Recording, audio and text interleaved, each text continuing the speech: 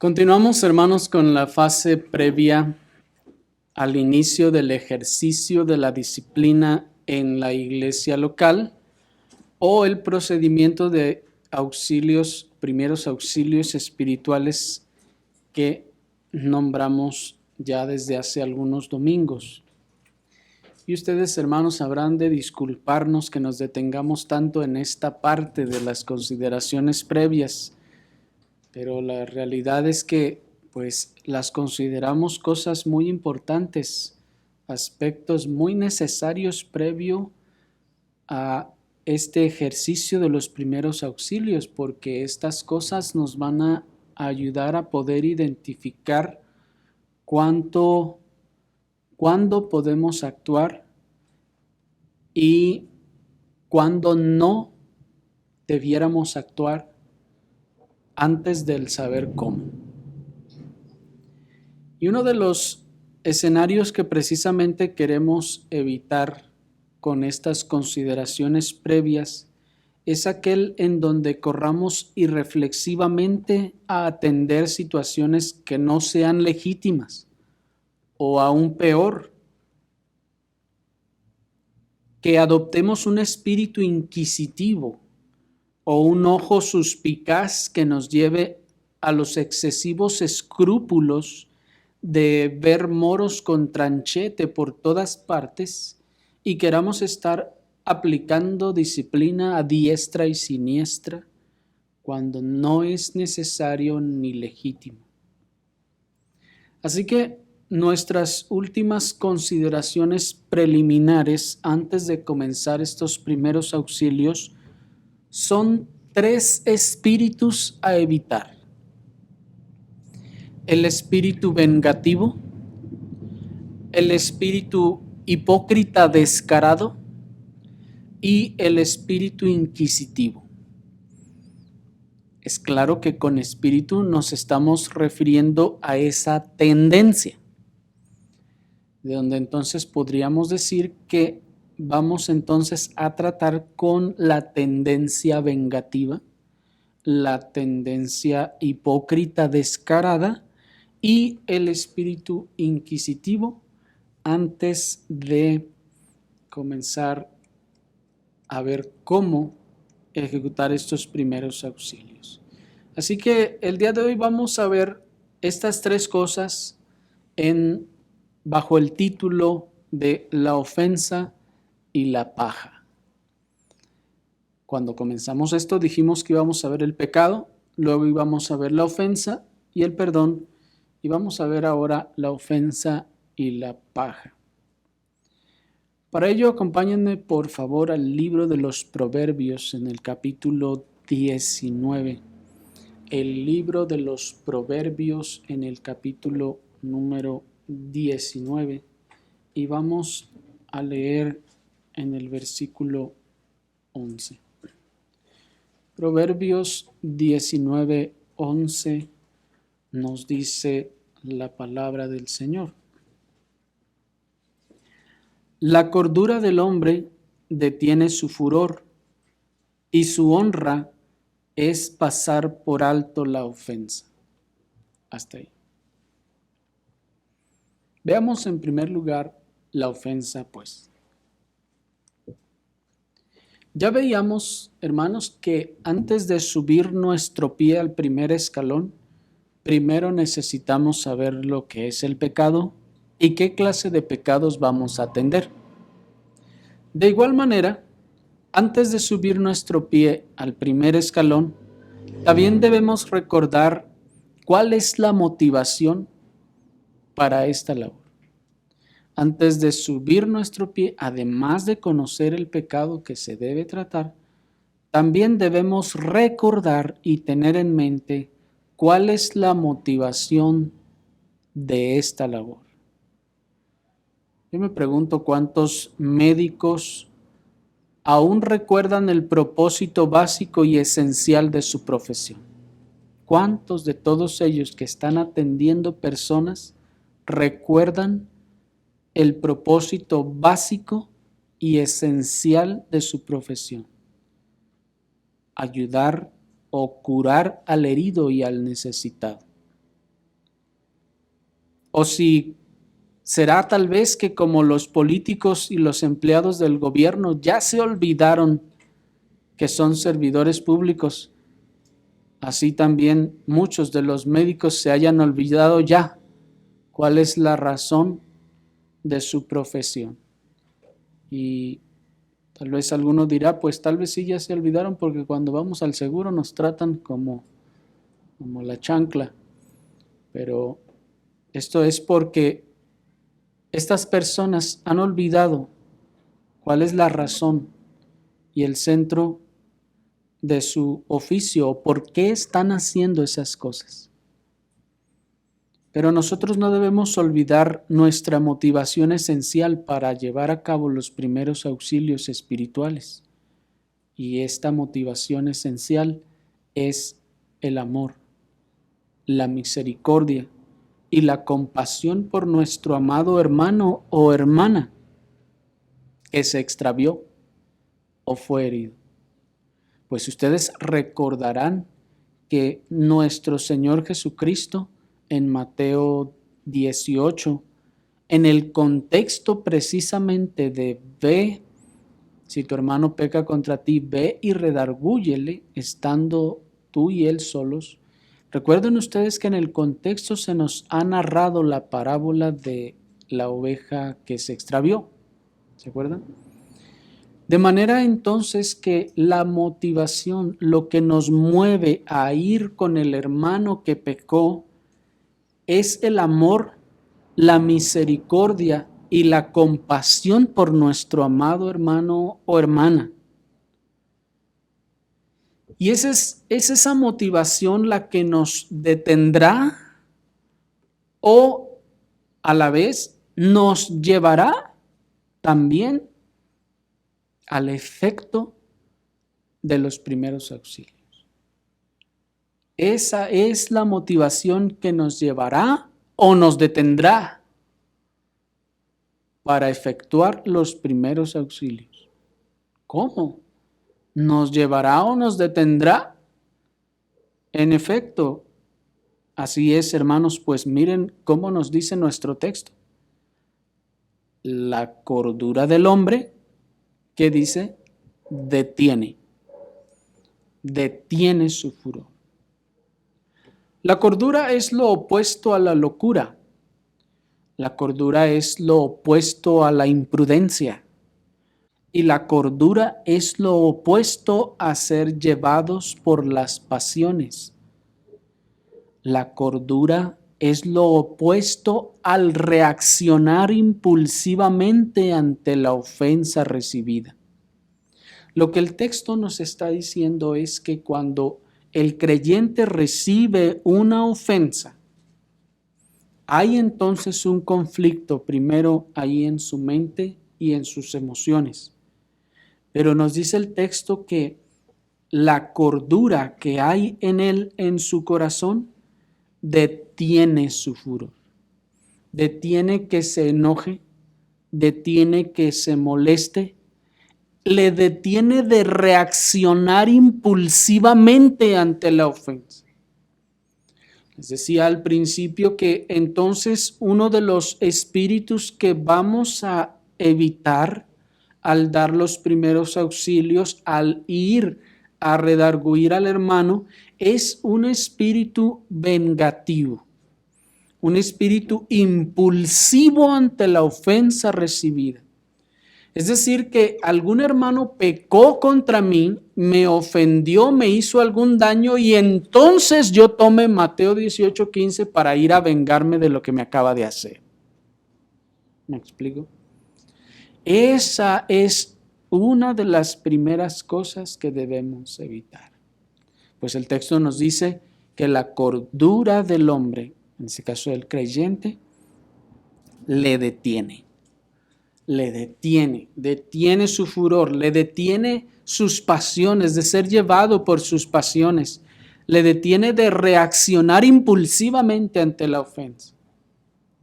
Estuvimos acostumbrados en el mundo y en el dominio de nuestra carne a responder a la primera que recibimos. Recibimos una ofensa y ¿qué es lo que hacíamos? Respondíamos, recibíamos un golpe y respondíamos rápido con un golpe. ¿Han visto esos niños que nada más lo tientan y luego reacciona? Así estábamos nosotros, hermanos, y así estamos muchas veces, aún en el aspecto emocional y con los pecados de la lengua. Alguien nos dice algo e inmediatamente le respondemos. Pero la cordura del hombre, la cordura del cristiano le detiene de reaccionar impulsivamente ante esa ofensa, le detiene de responder a la primera. Por eso, niños y todos los que están bajo las autoridades de sus padres, el ser respondón, entonces es un pecado y manifiesta que no hay cordura en el corazón. ¿Se fijan? No hay cordura en el corazón. Se deja llevar por sus impulsos. ¿Por qué? ¿Por qué responde? Porque algo hay en él que salta y brinca y lo tiene que sacar, si no, no se siente satisfecho. Pero la cordura del hombre le detiene de ser llevado por sus pasiones. La cordura del hombre le detiene de reaccionar impulsivamente ante la ofensa. Y en el contexto que estamos tratando de la disciplina en la iglesia, cuando el creyente recibe una ofensa o otro peca contra él, no es que vamos a reaccionar y tomar o escudarnos o excusarnos detrás del texto de Mateo 18:15 para ir y exigir que se resarza nuestro honor o que se dé satisfacción a nuestra ofensa. No, ese no es el espíritu. Esa no es la motivación que nos lleva a eso. La motivación, por eso veíamos hace un momento, que es el amor, la compasión, la misericordia. Por eso el Señor primero nos dio esa parábola de la oveja que está ya perdida, para decirnos primero la motivación, qué es lo que me va a mover a tomar Mateo 18:15, el amor o la venganza. Tenemos que considerar estas cosas dentro de nuestros propios corazones, que aunque aquel pecado que se haya cometido contra nosotros sea verdadero y su trato legítimo, es decir, de que debamos ya poner nuestro pie en el primer escalón, debemos tener mucho cuidado que lo que nos mueva sea el amor y no el deseo de satisfacción, porque me ofendió. ¿Me explico? Debemos evitar a toda costa confundir el si tu hermano peca contra ti, ve y redargúyele, como una reacción impulsiva ante el pecado y sobre todo como una búsqueda de justicia y satisfacción personal del agravio recibido. Pues cuando nuestro corazón arde en deseos de justicia y satisfacción personal al agravio que nosotros recibimos, está manifestando orgullo, un orgullo elevado en nuestros corazones. Nuestro texto nos enseña claramente que ante la ofensa contra nuestra persona o nuestra reputación, debemos ejercer la cordura y no ser llevados por las pasiones y reaccionar, sino que siendo una primera e incidental ofensa, incluso nos dice el texto, aun si es una ofensa leve, nos dice el texto que la conducta amorosa nos llevará incluso a pasarla por alto. Miren el texto. La cordura del hombre detiene su furor y su honra, fíjense, es pasar por alto la ofensa. Noten entonces que no solo es que debemos ejercer la cordura para no ser llevado por nuestras pasiones y reaccionar, sino que aún, si se trata de una primera ofensa, una ofensa incidental o una ofensa leve, el texto nos dice que podemos pasarla. Esto entonces, hermanos, nos establece un parámetro para que no corramos irreflexivamente a la primera que nos pase. Pues insisto, si se trata de una primera ofensa, porque fue accidental o incidental, una ofensa leve, el texto nos dice, el primer principio es la cordura del hombre, que tiene su furor y su honra, es pasar por alto esa ofensa. ¿Qué es pasarla por alto? Perdonarla. Es perdonarla. Es decir, en mi corazón no la guardo. Mi corazón no está ahí. Tal vez pueda estar en mi mente. Es decir, que me acuerdo de lo que pasó, pero no me ofende, no me hace sentir mal. No pone en mis emociones ninguna cosa contra el hermano o contra la hermana. Eso es perdonarla y pasarla por alto.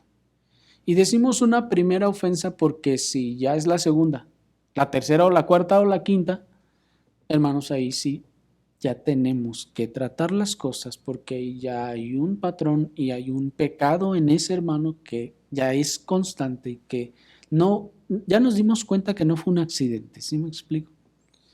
Ya nos dimos cuenta que no es la primera vez, entonces hay un pecado ahí adentro, hay algo que se debe atender y entonces ahora sí tenemos que ir, ¿me explico? Estamos hablando también entonces de una ofensa accidental. Cuando decimos accidental me refiero a que pues de repente algo hicimos, dijimos o algún ademán o algo con el cuerpo que no nos dimos cuenta que a alguien le ofendió. Estas cosas entonces, hermanos, pueden y muchas veces deben ser pasadas por alto. Es decir, deben ser perdonadas. No vamos a traer al hermano cada que se le vayan los ojos de un lado o de otro lado, o cada vez que la boca se le acomode de un modo o de otro modo, no vamos a estar nosotros trayendo a los hermanos cuando no hemos visto que ya es un patrón. ¿Me explico? Cuando ya es algo que se está repitiendo con cierta constancia y frecuencia. Cuando es algo leve, hermanos, cuando pues no es algo grande de qué preocuparnos, son esas ofensas que se pueden pasar por alto. De manera que será el amor, la misericordia y la compasión por nuestro amado hermano o hermana que se extravió, que fue herido por el pecado, lo que nos llevará a atenderle cuando su pecado llama a la atención, es decir, nos llama a que lo atendamos. Sin embargo, mientras repito que se trata de una primera o accidental ofensa o una ofensa leve, la cordura amorosa nos llevará a detenernos y pasarla por alto. Accidentalmente nos dejó con la mano estirada, accidentalmente hizo un gesto que no nos gustó, incidentalmente utilizó un término no ofensivo ni pecaminoso que no nos gustó, incidentalmente o accidentalmente desairó nuestra comida, desairó nuestra invitación, desairó nuestro regalo, etcétera. Hermanos, estas son ofensas menores, si es que alguien las quiere llegar a calificar como ofensas, que no debiéramos correr irreflexivamente a tomar Mateo 18:15 para tratar estas cosas con el hermano o con la hermana. Incluso si nos ofendió con su menosprecio, con su irrespeto, con su falta de cordialidad, podemos, hermanos, dejarlo pasar también por alto, repito, mientras eso no se ha convertido en un patrón, mientras eso no se ha convertido en el pan de cada día, como se dice coloquialmente.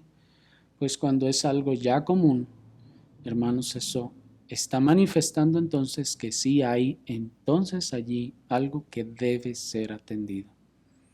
Pero cuando es algo aislado, cuando es algo eventual, alguna situación así, nosotros debemos de ejercer la cordura.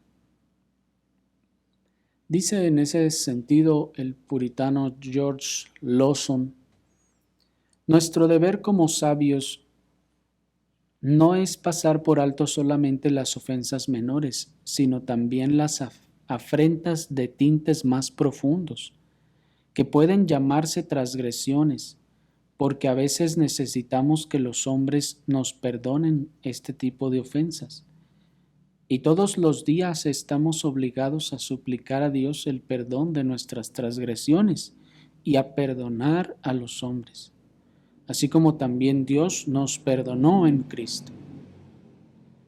La discreción del hombre radica en el ser lento para la ira y estar dispuesto a perdonar. Porque del mismo modo que los barcos no se hunden por culpa del agua que los rodea, sino por la que los anega, así la ofensa que otro nos haga no nos pone tanto en peligro como la huella que deja en nuestro interior. Nuestros pensamientos irritados y vengativos son el tormento de nuestros corazones. Nos privan del gobierno de nuestras propias almas y es una insensatez que, cuando el prójimo nos hiere, nos hagamos una herida mucho mayor al pretender vengarnos de él. Termina la cita. Miren la metáfora que nos da el puritano.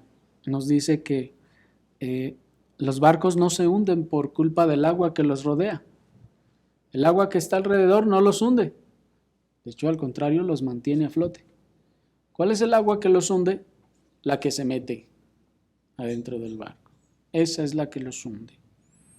Así pues, dice, nosotros no debemos entonces dejar que esas cosas penetren nuestro corazón, que esas ofensas entren en nuestro corazón, porque nos van a hundir, como ese barco. ¿Cómo es que estas cosas entran en nuestro corazón? Cuando estamos pensando en ellas, cuando las estamos repasando. Es que me dijo, es que ¿por qué me dijo? No es que si me hubiera dicho así, no es que si esto hubiera pasado, no, pero que aquí, que allá, ¿qué está haciendo? Está aguardando esas cosas en su corazón, las está dando vueltas, queriendo hallarle una explicación, cuando simplemente lo que dice el texto es: déjala pasar por alto. No es necesario darle mente a esas cosas, puesto que se corre el peligro de que causen un daño mayor y verdadero en el corazón. Simplemente decimos, pues, ¿sabe qué habrá pasado? ¿Quién sabe qué le habrá ocurrido al hermano o a la hermana? En ese momento tal vez estaba cansado, no sé.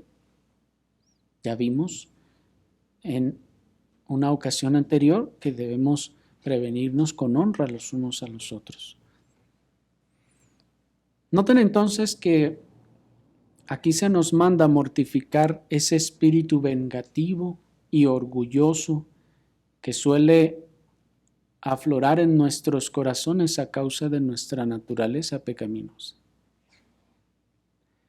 Mientras que el orgulloso e iracundo reclama la restitución de su honor ofendido, el creyente, al que le ha sido dada la gracia de la cordura, a causa del perdón recibido, pasa por alto, disimula la ofensa primera, accidental y leve.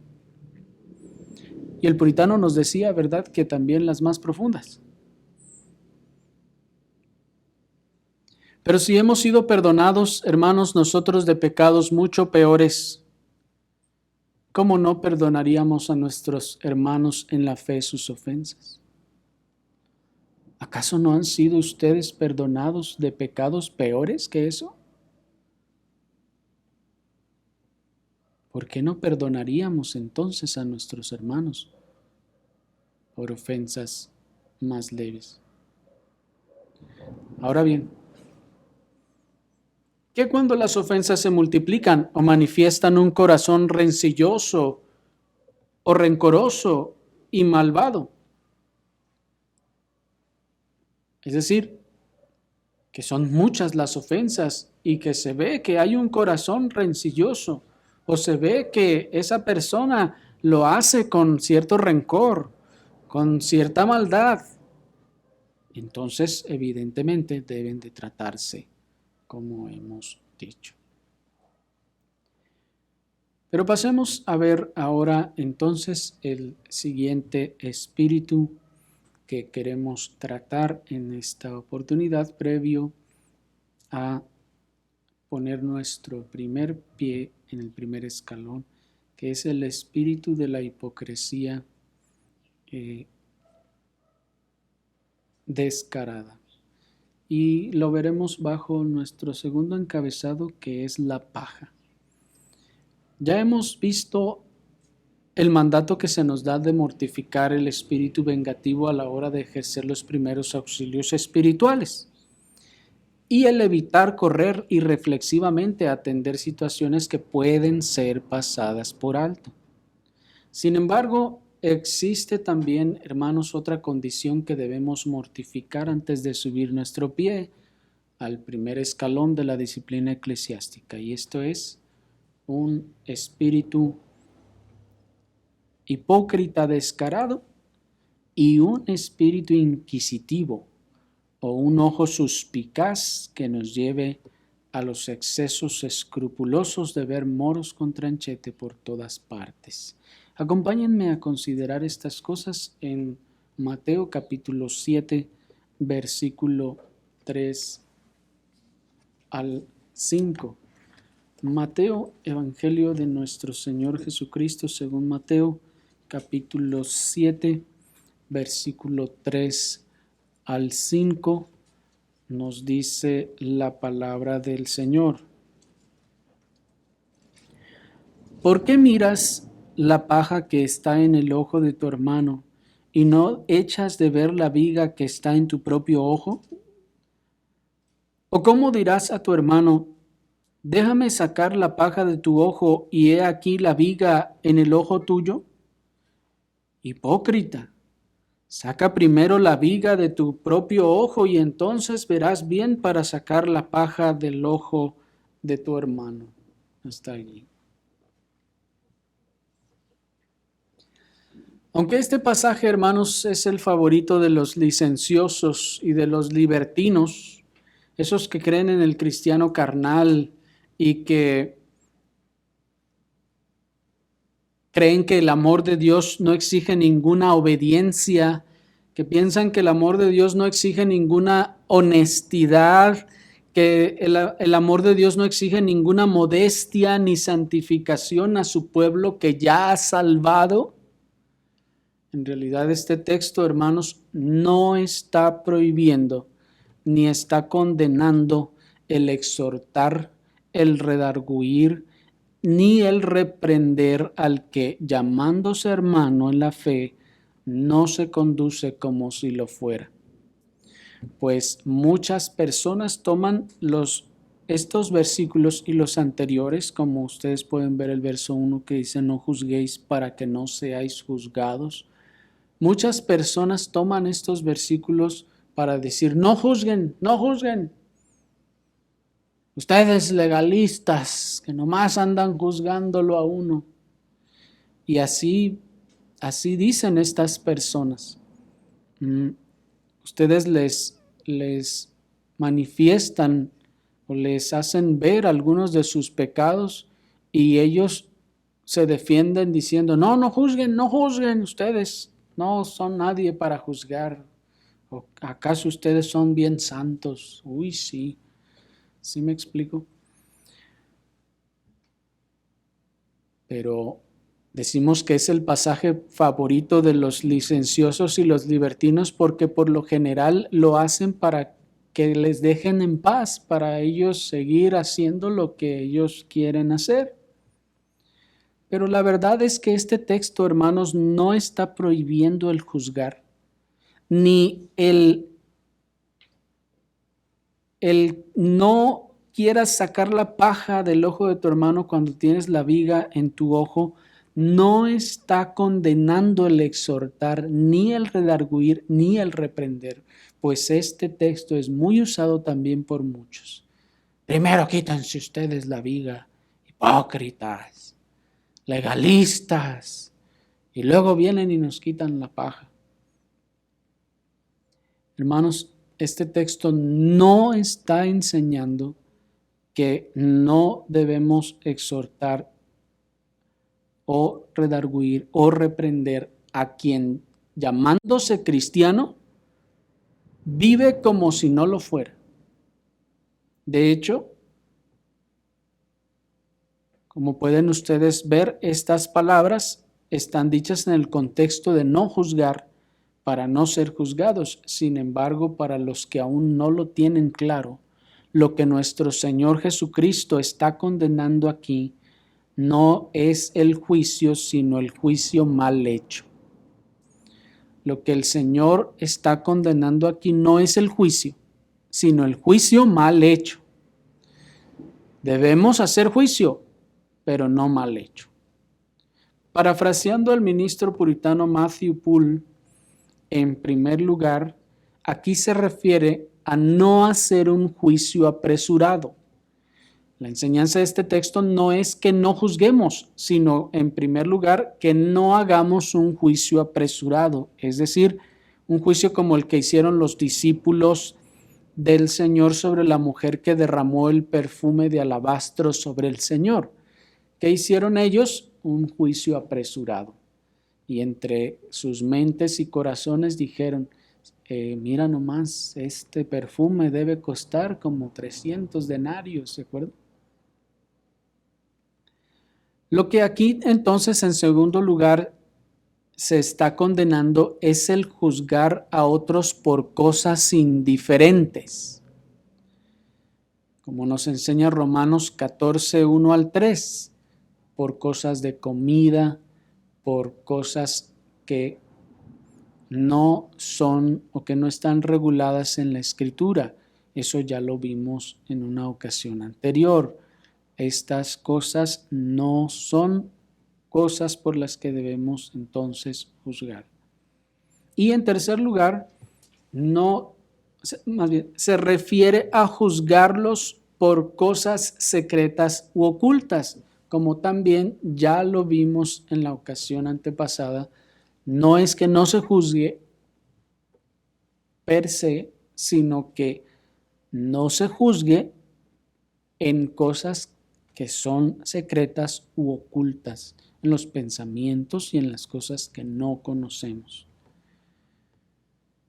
Pero volviendo a nuestro versículo 3, el de la viga y de la paja, en realidad lo que aquí se está censurando, hermanos, no es el exhortar y el redarguir y el reprender el pecado y la mala conducta, sino que lo que aquí se está censurando es la hipocresía descarada de vivir una vida de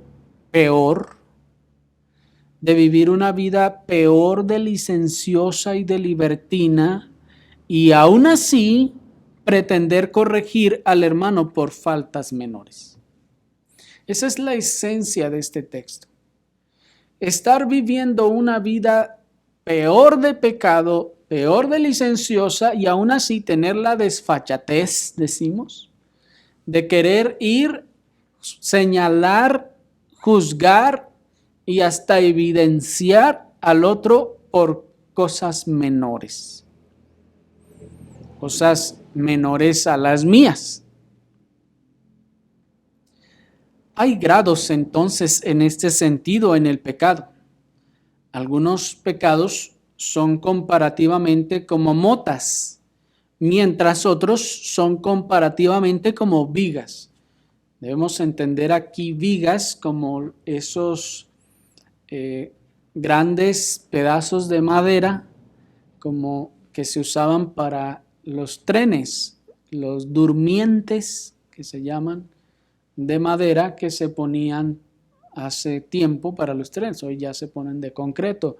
Sin embargo, originalmente eran de madera. Imagínense así esos grandes, eso es a lo que se refiere como una viga.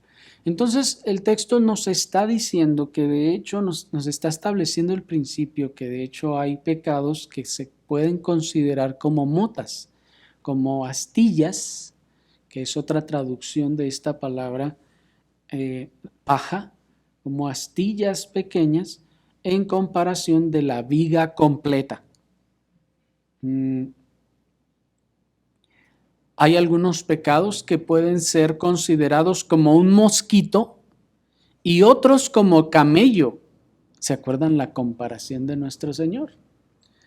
Unos son un mosquito que se lo tragan, o más bien lo juzgan, decía el Señor a los fariseos, y el camello que se lo tragan. Otros son entonces grandes, evidentes, públicos, mientras que otros son pequeños relativamente o comparativamente con los otros y no son públicos. No es que haya pecado pequeño, porque no hay Dios pequeño contra quien pecar, pero sí comparativamente con los otros, entonces se encuentra esta distinción. Asimismo, debemos distinguir entre la falta de autoridad moral y la hipocresía descarada de querer señalar al otro. Repito, debemos poder distinguir entre la falta de autoridad moral y la hipocresía descarada de querer señalar al otro. Lo que aquí el Señor está condenando es esa hipocresía descarada, es esa persona desvergonzada, es decir, que vive clara y abiertamente en mayores pecados y maldad y todavía tiene el cinismo, la desfachatez de ir con otro y de manera burlona, de manera humillante querer señalarle su pecado. ¿Me explico? Ese es el espíritu que el Señor está condenando aquí.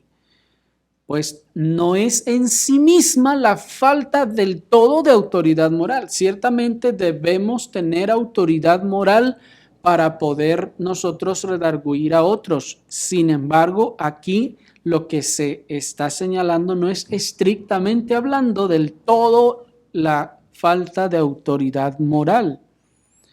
Alguien puede, escuchen, con un corazón sincero y arrepentido de su pecado, puede redarguir a otro hermano o hermana que ha pecado como él o como ella, a fin de que no sea dañado como él mismo lo fue.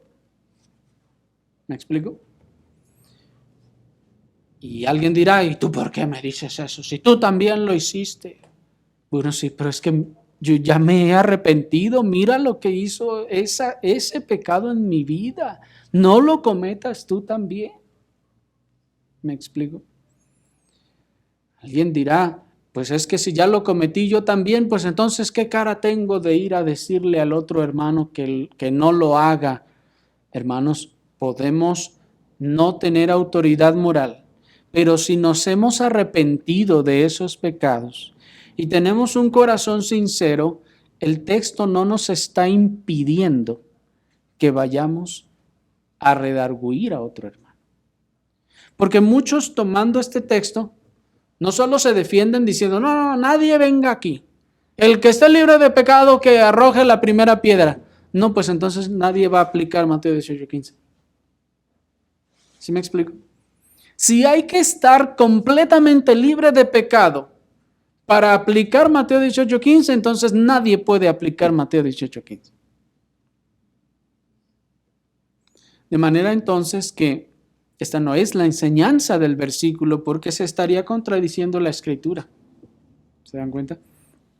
Así que, no, hermanos, aquí no se está condenando la falta de autoridad moral, aun cuando incluso alguien todavía está, digamos, en el proceso del arrepentimiento, o más bien, en el proceso de la restauración, mejor dicho.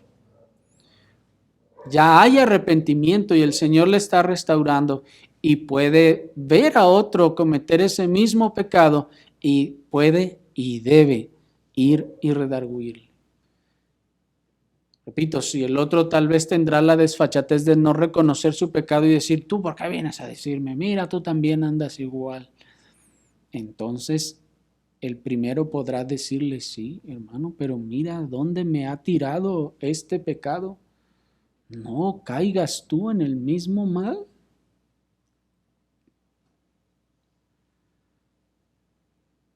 Esto, hermanos, porque una de las cosas que también nos detiene o tendemos a detenernos es muchas veces pensar que pues es que primero tengo yo que ser santo, perfecto, sin mancha, para entonces ir y hablarle.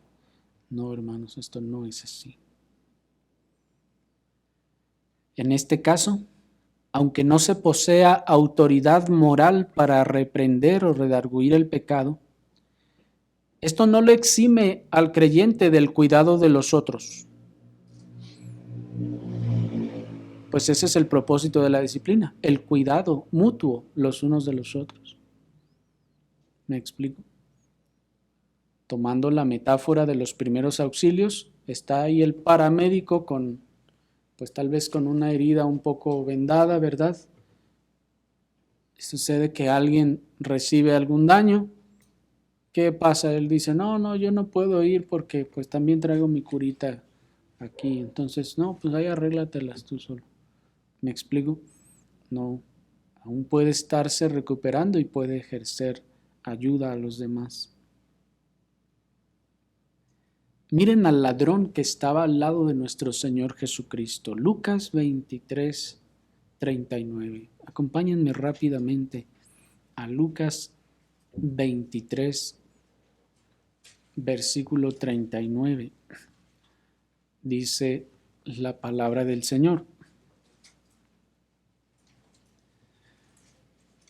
Y uno de los malhechores que estaban colgados la injuriaba diciendo, si tú eres el Cristo, sálvate a ti mismo y a nosotros.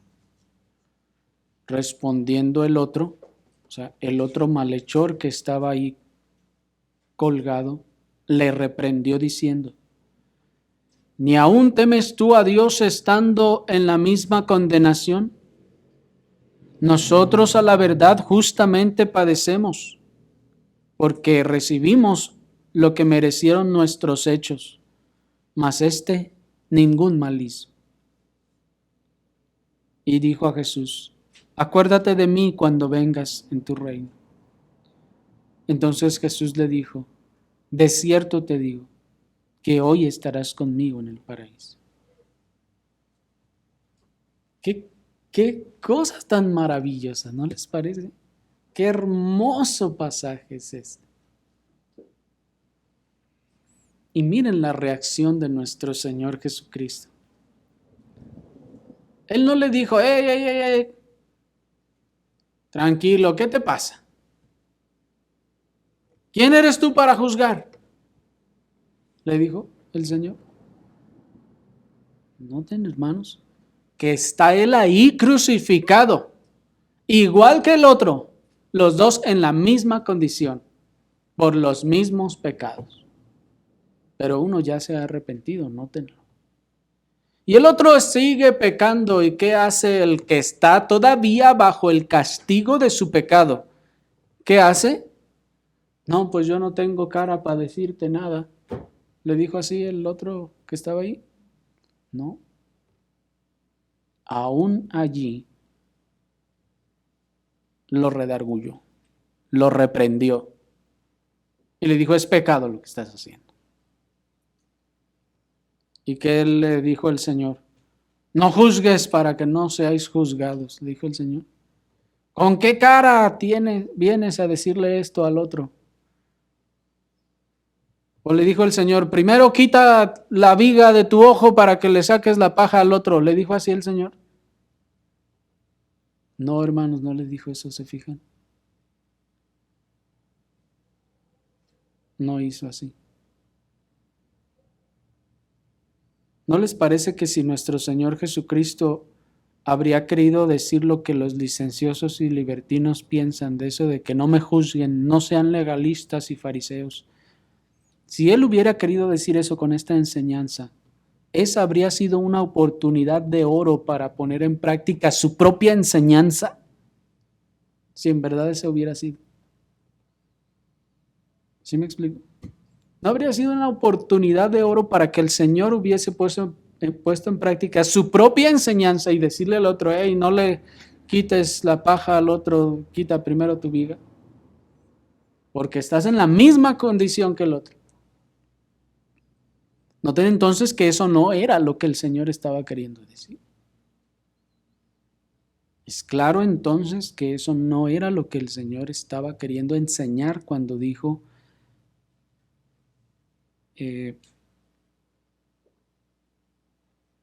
saca primero la viga de tu propio ojo y entonces verás bien para sacar la paja del ojo de tu hermano.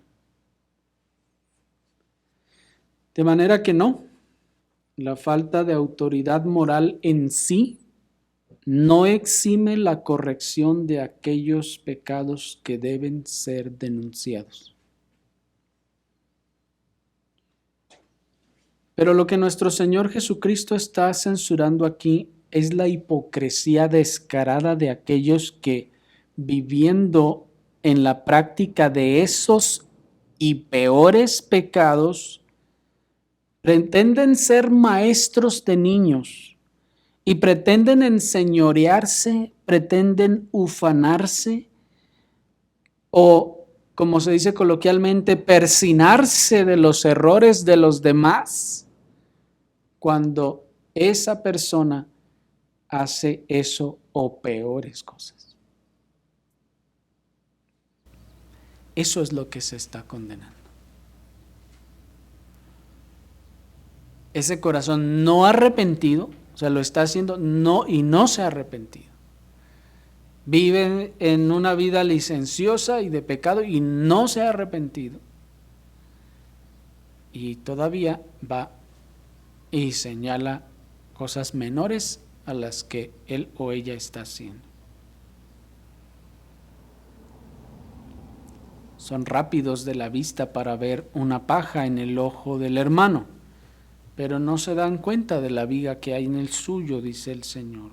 Es más, y serán muy expertos para sacar la paja del ojo del otro, pero son tan incapaces para hacerlo en sí mismos con su propia viga.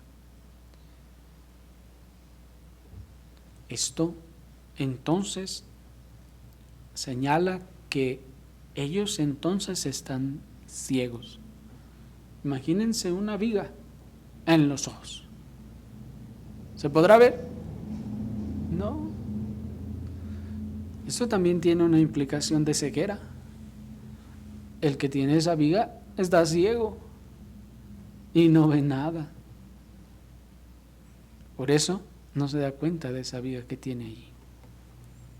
Dice el ministro puritano Matthew Henry, nuestros propios pecados deben parecernos mayores que los mismos pecados de los demás.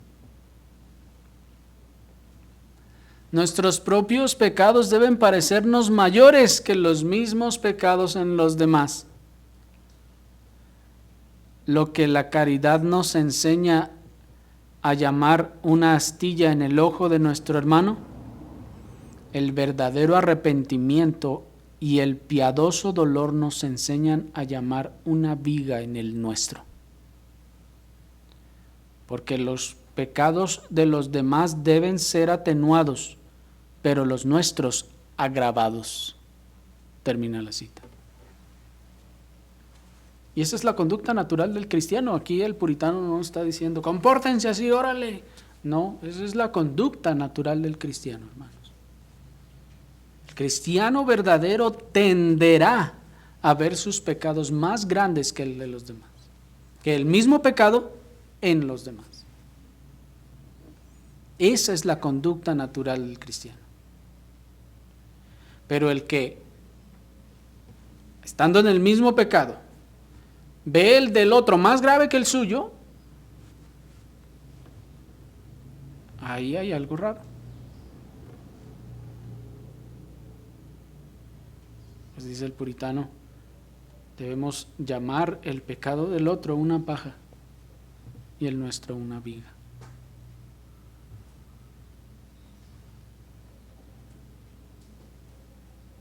Ahora bien, las palabras de nuestro Señor son a la vez una advertencia atemperadora de nuestra aspereza y de nuestra severidad e insensibilidad al acercarnos a dar auxilio a nuestros hermanos atacados por el pecado. Estas palabras también, hermanos, son una advertencia que debe atemperar nuestra aspereza y nuestra severidad para tratar con los pecados de los demás. Porque ahí está otra vez la misma conducta, que el hipócrita entonces ve el pecado del otro y lo ve mucho peor, y entonces lo trata con mayor aspereza y severidad. Pero espera que se trate el suyo con la más delicada forma y con pincitas, como decimos, ¿verdad? El saber que yo mismo he tenido o estoy sacando vigas de mis propios ojos debe moverme a la compasión hacia aquel hermano que ha resbalado levemente o menos que yo.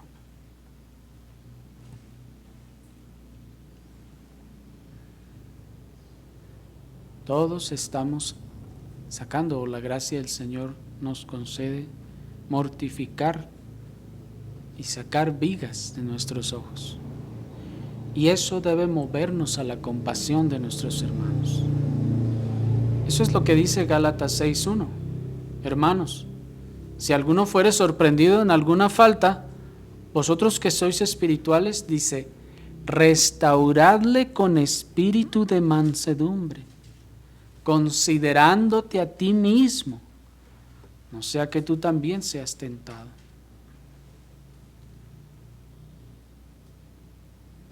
De manera que detenernos a considerar nuestras propias debilidades y nuestros propios corazones ha de encender el amor en nuestros corazones y como consecuencia la ternura y la gentileza para tratar el pecado de nuestros demás hermanos.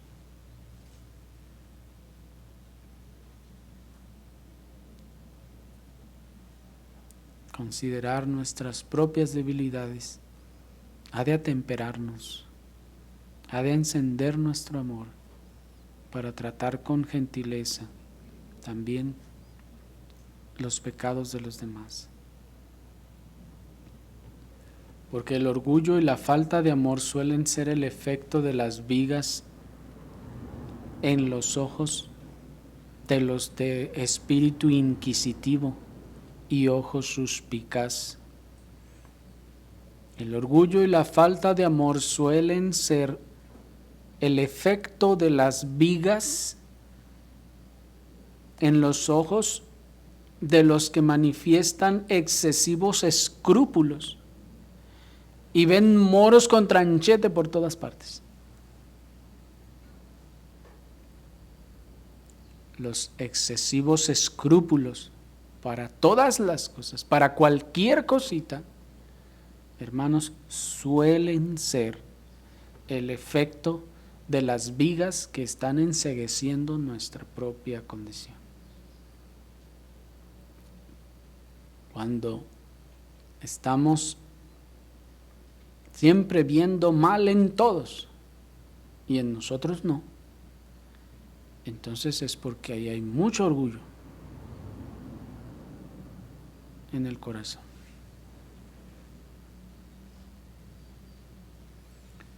Porque dice nuevamente el comentarista Matthew Henry, el que los hombres sean tan severos con las faltas de los demás, mientras que son indulgentes con las propias, es una señal de hipocresía. No importa lo que tal persona pretenda, lo cierto es que no es enemiga del pecado. Si lo fuera, sería enemiga de su propio pecado. Termina la cita. Qué interesante, ¿no les parece? Pues por lo general ese espíritu hipercrítico o inquisitivo de andar señalando y cazando las faltas de los demás, hermanos, suele ocultarse o escudarse o justificarse bajo la máscara o el disfraz de que es enemigo del pecado. Pero dice el puritano, en realidad no lo es. En realidad no es enemigo del pecado, porque si lo fuera, sería enemigo primero de su propio pecado.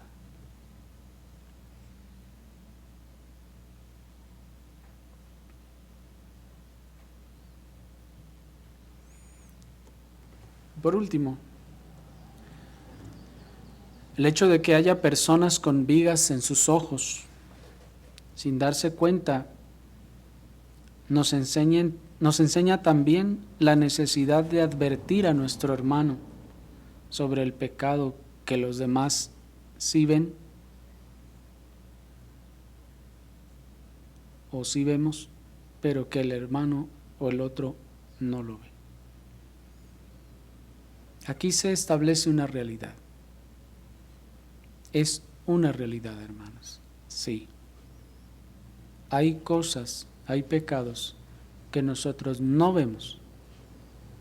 Y sinceramente digo, no porque necesariamente estemos plagados del orgullo o de lo que sea, pero ciertamente hay pecados que nosotros no vemos, ya sea por falta de enseñanza, por falta de disciplina espiritual, ya sea por cualquier otra cosa. Pero hay cosas que sinceramente no vemos nosotros. Y es una realidad que está expresada e implicada en este texto. El que tiene la viga no se da cuenta de que la tiene. Así también podemos estar haciendo cosas que en realidad no nos damos cuenta que la estamos haciendo.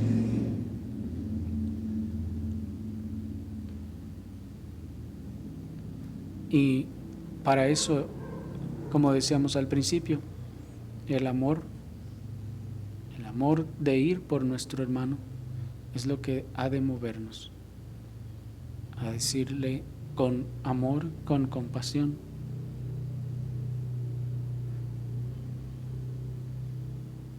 hermano o hermana, no sé si se ha dado cuenta de esta situación.